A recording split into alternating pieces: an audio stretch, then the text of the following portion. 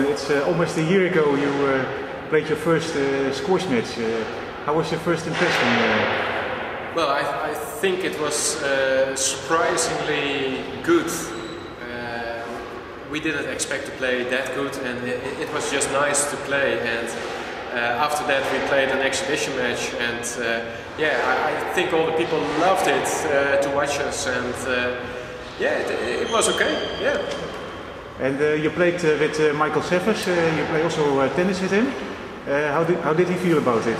Well, the first time he saw me play a little bit in the squash room, and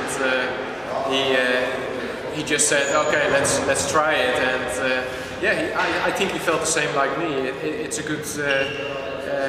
good exhibition, and it's a good preparation physically for the upper body for us. And we thought we would run into each other more and more, but no, it was very good. What do you especially like about it?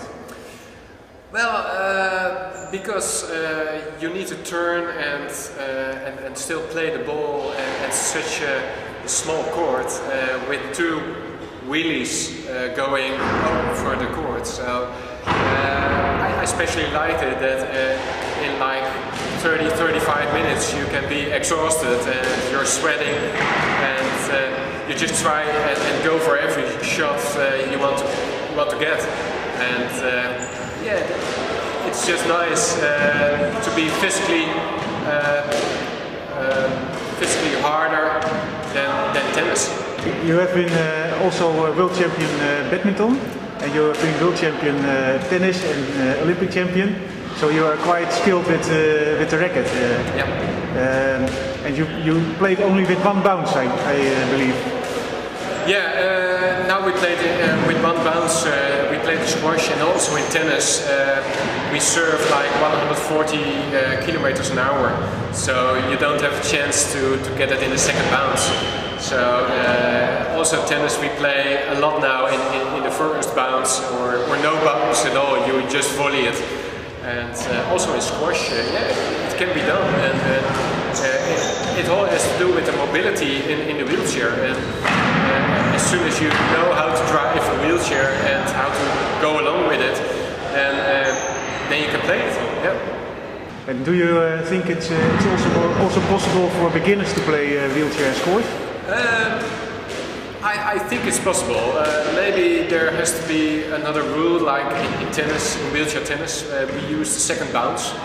So, because our mobility is a lot higher than if you're just sitting in the wheelchair for the first time, and then yeah, you don't know where to go and you don't know where to drive. But I think yeah, it can be done, but maybe some kind of rule has to be like a bigger ball, or yeah, two bounces or something like that. In the Netherlands they use badminton for revalidation in a wheelchair. Do you think it's also possible to use squash for that purpose, or is it a little bit too difficult? You know, in the rehab center where you start your rehab, we use a lot of badminton because it's easy to play, and you don't need exactly that mobility you need. If you're going to start with squash in rehab center, you need a squash court, and that's already difficult because badminton you can play on every court. You just hang a net out there and you can hit a shuttle. So it's difficult to start with squash in a rehab center because you need the court, you need everything around it. And I think for squash you need a little bit more skills than for badminton when you just start. I mean, for squash, when I hit the ball in the corner and it comes out in the other corner, you have to know where to go. And with badminton you can just hit to each other.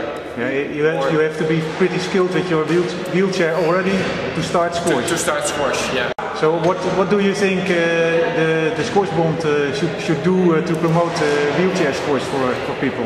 Well, I think they have to invite us more, and certainly like the KNLTB, the Dutch Lawn Tennis Association, did was integrate the wheelies into the able body world.